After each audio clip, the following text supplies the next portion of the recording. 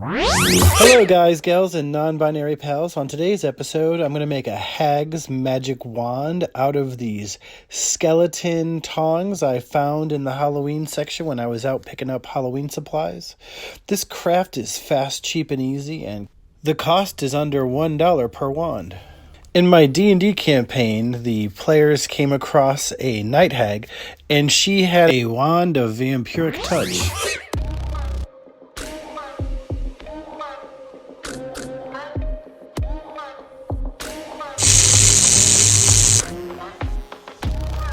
To begin this craft, we're going to need some skeleton tongs, and I got these 2 for $1 when I was out shopping for Halloween supplies.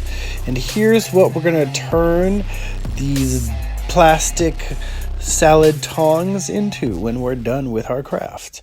So reading the back of the instructions, it says to wash with care, and that's exactly what I like to do with all my plastic pieces, because you never know what kind of releasing agent was used in the manufacturing process of making the plastic, and this can keep your paint from sticking on to your piece and eventually leading it to chip off and ruining all that hard work you put into designing that piece. So once again, I have no idea what is on these plastic tongs, so I thought I would just give them a nice scrubbing with Dawn, because it takes the grease out of the way, and then I patted them dry gently. I let everything dry before moving on to the next step.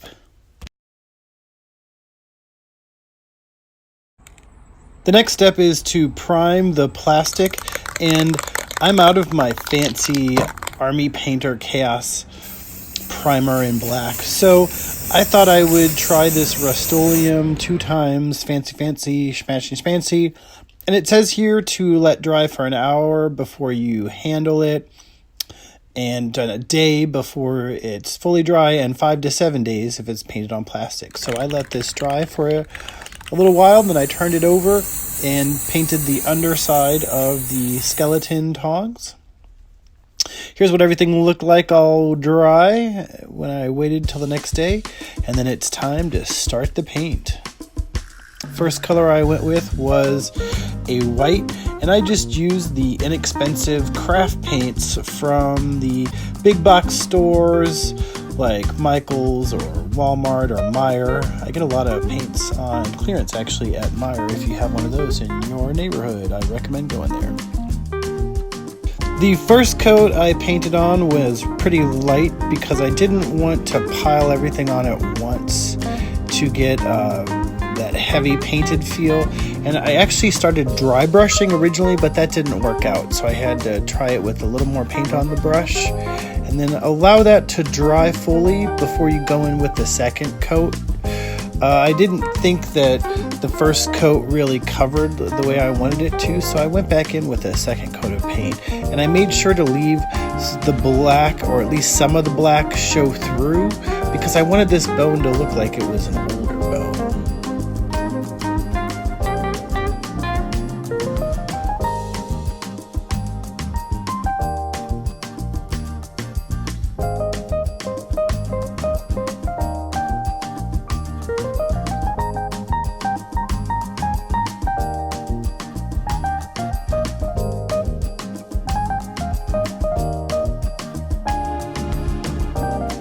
Here's what everything looked like after 2 coats of paint, and then I went ahead and let that dry. You can see little bits of the black are poking through, which is precisely the kind of effect that I wanted to go with. I think it's looking pretty good so far.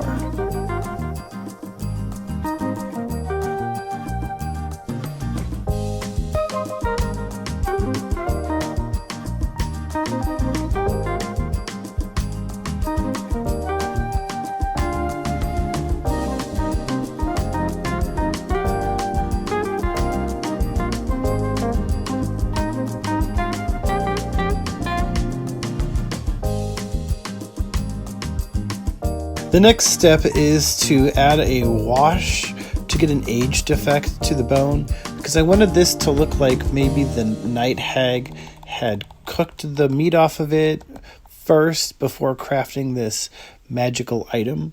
And I used this orangish brown watered down paint. It's not technically even a real wash because there's not a drop of detergent in there. So it's just a watered down paint. And then I took a paper towel and dabbed off the excess because I didn't want it to be stained that color. I just wanted it to look old and nasty and dirty. Here's a shot of the before and after, side by side. In case you decided not to do the wash, you can get more of a cleaner, white, crisp bone. And then I went ahead and did both because that's the effect I was going for, and I wanted them to look similar. There you go, shot of both of the bones. And then I decided to run an experiment, and I just tried to dry brush one of the bone skeleton wands just to see what would happen and to see if it would have a very big effect. There's not a lot of texture on these bones, so I wasn't expecting anything major, but all it did was just tone down the stain effect.